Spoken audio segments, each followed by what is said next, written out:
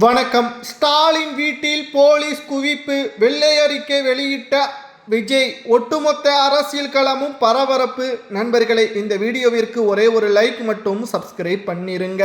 அதாவது இன்று முதல்வர் விஜய் அவர்கள் பதவியேற்பு விழா வெற்றிகரமாக முடிந்துவிட்டது. கிட்டத்தட்ட ராகுல் காந்தி அவர்களது வருகை, நாடாளுமன்றத்தில் விஜய் அவர்களுடனே கூட்டணி என்ற அறிவிப்புகளை தொடர்ந்து விஜய் அவர்கள் முக்கிய 3 கையெழுத்துக்களை செய்துள்ளார். அதில் குறிப்பாக 200 யூனிட் மின்சாரம் ஃப்ரீ என்பதையும், இரண்டாவதாக பெண்கள் பாதுகாப்பு என்பதையும், மூன்றாவது போதை தடுப்பு என்பதையும் உறுதிப்படுத்தும் விதமாக கையெழுத்தை போட்டுள்ளார் விஜய் அவர்கள். அடுத்துதான் மிக முக்கியமான ஒரு தகவலை விஜய் அவர்கள் 10 நிமிடங்கள் பேசியுள்ளார். அதை நாம் சுருக்கமாக பார்த்துவிடலாம். என்னை முதல்வராக பொறுப்பேற்க வைத்த தமிழக மக்களுக்கும் குழந்தைகளுக்கும் நன்றி என்று கூறிவிட்டு, தமிழ்நாட்டில் முழுவதுமாக நிதி பற்றாக்குறை, கஜானாவை முழுவதுமாக ஸ்டாலின் அவர்கள் காலி செய்துவிட்டார். அதற்கான விளக்கத்தை ஸ்டாலின் அவர்கள் நிச்சயம் கடந்த 5 ஆண்டுகளில் என்ன செய்தார் என்பதை வெளிப்படையாக அவர்கள் அறிக்கை வெளியிட வேண்டும்.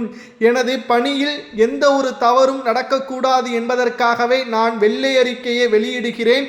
இந்த வெள்ளை அறிக்கையில் இதற்கு முன்னால் 5 ஆண்டுகள் செய்த நலத்திட்ட உதவிகள், மத்திய அரசு வழங்கிய நிதி மற்றும் திமுக அரசு வெளியிட்ட திட்டங்கள், அதன் பணிகள் முடிவடைந்ததா அல்லது பாதியில் நிற்கிறதா என்பதை பற்றியான இந்த வெள்ளை அறிக்கை வெளியிடக்கூடிய விஜய் அவர்கள், வெள்ளை அறிக்கை என்றால் என்ன, முதலில் அதை பற்றி பார்க்கும் பொழுது, தமிழக அரசு ஒரு கட்சி முடிந்த பிறகு மறு ஆட்சி அமலுக்கு வரும் பொழுது வெள்ளை அறிக்கை என்பது பலரும் வெளியிடுவார்கள், சிலர் வெளியிட மாட்டார்கள். வெள்ளை அறிக்கை என்பது அரசின் உண்மைத்தன்மை என்னவாக இருக்கிறது, நிதிநிலை எப்படி இருக்கிறது, புதிய திட்டங்களை செயல்படுத்துவதற்கு வெள்ளை அறிக்கையை வெளியிடுவார்கள். தற்பொழுது விஜய் அவர்கள் அதைத்தான் கையில் எடுத்துள்ளார். கடந்த ஆட்சியில் என்ன செய்தார்கள் என்பதை வெள்ளை அறிக்கையாக வெளியிட்டால் நிச்சயம் திமுகவால் அடுத்த சில வருடங்களுக்கு ஆட்சியை அமைக்க முடியாத ஒரு நிலைமையும் தமிழ்நாட்டில் உருவாகும். இது ஒட்டுமொத்த அரசியலில் ஸ்டாலின் அவர்களது கதையை முடியக்கூடிய வகையிலும், அவரது கைது நடவடிக்கை உறுதி செய்யக்கூடிய வகையிலும் அமையும். இதனால்தான் ஸ்டாலின் அவர்களது வீட்டிலும் சில மாஜி அமைச்சர்களது வீட்டிலும் போலீஸ்கள் குவிக்கப்பட்டுள்ளது. என்ன வேண்டுமானாலும் விஜய் அவர்கள் முடிவுகளை எடுப்பார். ஏனென்றால் தற்பொழுது அவர்தான் முதல்வர், சிட்டிங் முதல்வர். வெள்ளேறிக்கையாக வெளியிடக்கூடிய அந்த ஒவ்வொரு அறிவிப்புகளும் திமுக சரியான ஆதாரங்களுடன் அதை கணக்கு காட்டவில்லை என்றால் ஊழல் செய்ததாக கூறி அவரை இரவோடு இரவாக கைது செய்யலாம், அல்லது அவர் மீது சட்ட விதிமுறைகளுக்கு உட்பட்டு அவர் மீது நடவடிக்கை எடுக்கப்படும் என்ற தகவலும் தற்பொழுது கிடைக்கப்பெற்றுள்ளது. சரி, விஜய் அவர்களை தொடர்ந்து தமிழ்நாட்டில் அரசியல் கட்சிகள் மிகப்பெரிய அளவிலான மாற்றங்களை தற்பொழுது தமிழக மக்களுக்கு விஜய் அவர்கள் 3 முக்கியமான ஒரு கோரிக்கைகளையும் விடுத்துள்ளார். என்னிடம் சொன்ன வாக்குறுதிகள் முழுமையாக தற்பொழுது என்னால் நிறைவேற்ற முடியாது, எனக்கு சில கால அவகாசம் தேவை, எனக்கு ஒத்துழைப்பு தாருங்கள் என்று மக்களுடன் பேசிவிட்டார். இது நிச்சயம் விஜய் அவர்களுக்கு ஒரு நல்லது. ஏனென்றால் விஜய் அவர்கள் முதல்வராக வந்துவிட்டார், அவர் ஏன் இன்னும் அது செய்யவில்லை இது செய்யவில்லை என்று திமுக அதை வைத்து ஒரு அரசியல் செய்ய நேரிடும். அதை கச்சிதமாக புரிந்து கொண்ட விஜய் அவர்கள் ஒட்டுமொத்த கள நிலவரத்தையும், அரசியலில் தற்பொழுது சட்டம் என்ன கூறுகிறது, அரசியலில் தற்பொழுது கடந்த ஆட்சியில் ஸ்டாலின் அவர்கள் செய்த திட்டங்களில் பல குளறுபடிகள் இருக்கிறதை வெள்ளை அறிக்கையாக வெளியிடும் பட்சத்தில் ஸ்டாலின் அவர்கள் ஒவ்வொரு நாளும் நிச்சயமாக வேதனைக்குள்ளாவார். வயது மூப்பின் காரணமாக மிகப்பெரிய ஒரு சோதனைக்கு உள்ளாவார்.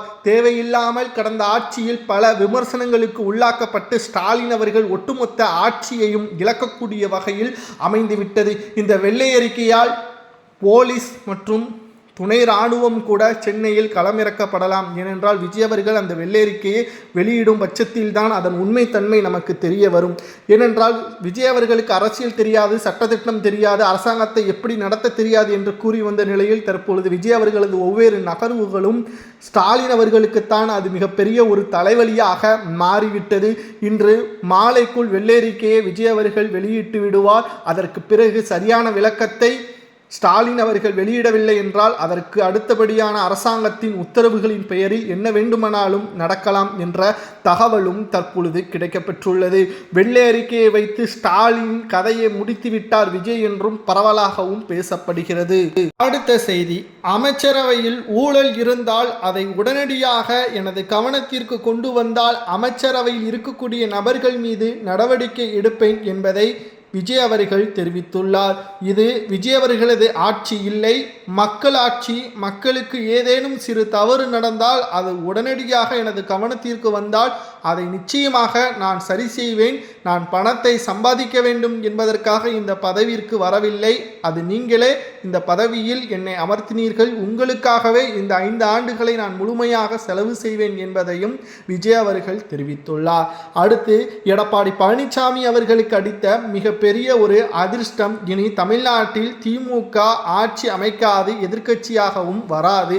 இனி விஜய் அவர்களுக்கும் எடப்பாடி பழனிசாமி அவர்களுக்குமே இடையே ஏற்படக்கூடிய போட்டி. ஏனென்றால் திமுகவுடன் இருக்கக்கூடிய மிக முக்கியமான கட்சிகள், கூட்டணி கட்சிகள் தற்பொழுது விஜய் அவர்களுக்கு ஆதரவுகளை தெரிவித்துவிட்டது. மேலும் விஜய் அவர்கள் எந்த ஒரு சமய, சாதி, மதம் சார்ந்து களத்தில் வேட்பாளர்களை அறிவிக்கவில்லை. விஜய் அவர்களது முகத்தை வைத்துதான் 108 இடங்கள் வெற்றியடைந்தார். இனி வரக்கூடிய அரசியல் காலத்திலும் அதுதான் நிகழும். விஜய் அவர்களுக்கு ஆதரவாக தற்பொழுது மக்களும் கூட்டணி கட்சிகளும் ஆதரவுகளை தெரிவித்தால் அவர்களும் முக்கிய பதவிகளை பெறுவார்கள். இதனால் தான் தற்பொழுது திமுகவுடன் இனி அங்கம் வகிக்கக்கூடிய விசிக, இடதுசாரிகள் மற்றும் முஸ்லீம் லீக் போன்ற கட்சிகள் விஜய் அவர்களுக்கு ஆதரவுகளை கொடுப்ப வாய்ப்புகள் அதிகமாகவே இருக்கிறது. 234 தொகுதிகளிலும் இனி திமுக தனித்து போட்டியிட்டால் 20 தொகுதிகளை கூட கைப்பற்ற முடியாது என்ற தகவலும் தற்பொழுது கிடைக்கப்பெற்றுள்ளது. ராகுல் காந்தி இதை உணர்ந்துதான் தற்பொழுது நேரடியாக முதல் ஆளாக விஜய் அவர்களுடன் ஆதரவுகளை கொடுத்து கூட்டணியும் வைத்து 75 ஆண்டுகளுக்கு பிறகு தற்பொழுது அமைச்சரவையில் மிக முக்கியமான ஒரு துறையையும் பெற்றுள்ளார் என்ற தகவலும் தற்பொழுது கிடைக்கப்பெற்றுள்ளது. இனி விஜய் அவர்களுக்கும் எடப்பாடி பழனிசாமி அவர்களுக்கும் தான் போட்டியே. தமிழ்நாட்டில் இனி வரக்கூடிய அரசியல் நிகழ்வுகள் அனைத்தும் எடப்பாடி பழனிசாமி அவர்கள் பிரதான எதிர்க்கட்சியாக அமைவார். இந்த 5 ஆண்டுகளினால் திமுக இருக்கலாம், ஆனால் இந்த வெள்ளை அறிக்கை மூலமாக ஸ்டாலின் அவர்களுக்கு எப்ப வேண்டுமானாலும் சிக்கல் வரலாம். அதனால் அவரது பதவியும் தற்பொழுது சட்டமன்றத்திற்குள் எடுபடாது. திமுக எதிர்க்கட்சியாக செயல்பட திறமையான ஆட்களும் அங்கு இல்லை. தற்பொழுது விஜய் அவர்களுக்கும் எடப்பாடி பழனிசாமி அவர்களுக்கும் இடையே நேரடியான போட்டி, அரசியல் களம் உருவாகியுள்ளது. இது மக்களுக்கு தற்பொழுது திமுகவின் வெறுப்பு அரசியல் உணர்ந்த பிறகு எடுத்த முடிவாக பார்க்கப்படுகிறது. அமைச்சரவையில் ராகுல் காந்திக்கு இடம் கொடுக்கப்படுவதாகவும் தற்பொழுது அரசியல் வட்டாரங்களில் கூறப்படுகிறது. காங்கிரசிற்கு முக்கியமான ஆதரவுகள் விஜய் அவர்களது ஆட்சியில் பங்கேற்கக்கூடிய காங்கிரஸ் ஒரே இரவில் திமுகவிடம் இருந்து தாவேகாவிற்கு அந்தர்வல்ட்டி அடித்ததும் குறிப்பிடத்தக்கது.